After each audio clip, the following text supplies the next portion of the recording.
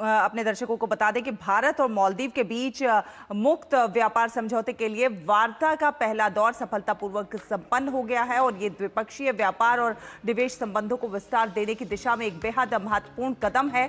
और वार्ता पिछले सप्ताह वर्चुअल माध्यम से आयोजित की गई थी। वाणिज्य और उद्योग मंत्रालय ने कहा है कि इस दौरान दोनों पक्षों ने सभी पहलुओं पर ठोस प्रगति की है और कई मुद्दों पर व्यापक सहमति भी बनती हुई इस दौरान नजर आई है।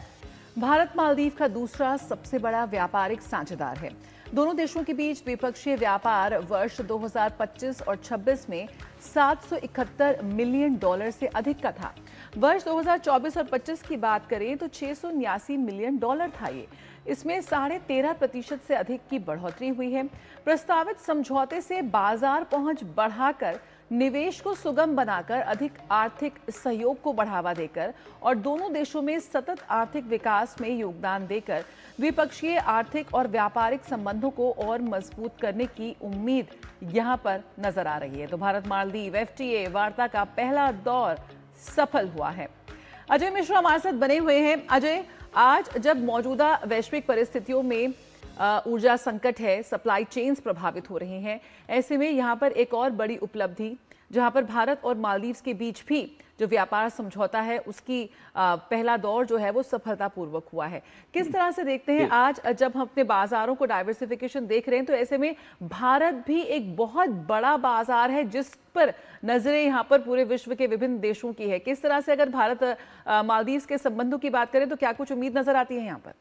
देखिए, आपने बिल्कुल सही कहा और ये जो पहला राउंड है उसको कंप्लीट किया गया है। 8 राउंड होने हैं, टेक्निकल राउंड, और इसमें बहुत सारे जो एरियाज हैं उनको कवर किया गया है। सब्सटेंशियल प्रोग्रेस देखी गई है। जो मालदीव और भारत दोनों ने ये कहा है जो टैरिफ्स हैं बहुत सारे ट्रेडेड गुड्स पर, उसको भी एलिमिनेट किया जाएगा। मार्केट एक्सेस हमारे बिजनेस को मालदीव में मिलेगा। और जानते हैं कि मालदीव में जो पाम ऑयल है वो एक बड़ी मात्रा में वहां से हम आयात करते हैं। तो वहां से जो आयातित पाम ऑयल है शायद उस पर ड्यूटी में कमी देखने को मिल सकती है।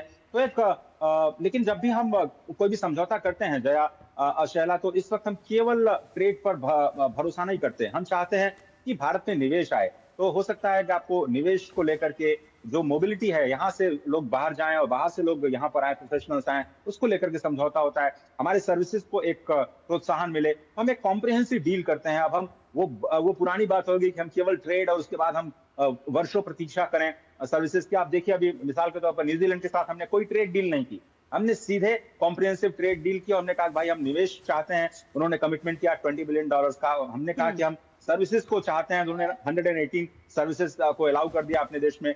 तो इस तरह से हम कॉम्प्रिहेंसिव ट्रेड डील पर बात करें। मालदीव के साथ भी इसी चीज की कोशिश की जा रही है कि जो ट्रेड है करीब 13-13.5% बढ़ा है भारत और मालदीव के बीच में, उसको और ज्यादा बढ़ाया जाए। और जो हमारा पोटेंशियल है भारत का, वाकई अगर आप एक्सपोर्ट इंपोर्ट के लिहाज से देखें तो 2-3% का जो शेयर हम रखते हैं, शायद हम उसके लायक नहीं है। हमारी हिस्सेदारी 20 से 25% हुआ करती थी आज से कई वर्षों पहले, और शायद हम उसी दिशा में आगे बढ़ रहे हैं। विकसित भारत के लक्ष्य में हमारे एक्सपोर्टर्स को सपोर्ट करना और यहाँ के एक्सपोर्टर्स में एम्प्लॉयबिलिटी को बढ़ाना, निवेश को बढ़ाना, एमएसएमई को प्रोटेक्ट करना, अपने सेंसिटिव सेक्टर्स को प्रोटेक्ट करना, इन सारी बातों को ख्याल रख के हमने हाल ही में 9 बड़े विकसित देशों के साथ एफटीएस किए हैं, जिसका असर आपको अगले 2-3 वर्षों में निवेश के रूप में और एम्प्लॉयमेंट के रूप में और बढ़ते हुए एक्सपोर्ट के रूप में स्पष्ट रूप पर दिखाई देगा। बिल्कुल, और भारत और मालदीव के बीच भी निवेश संबंधों को एक नई दिशा मिलती हुई नजर आएगी। बहुत बहुत धन्यवाद अजय, ये तमाम जानकारी हमारे दर्शकों से साझा करने के लिए।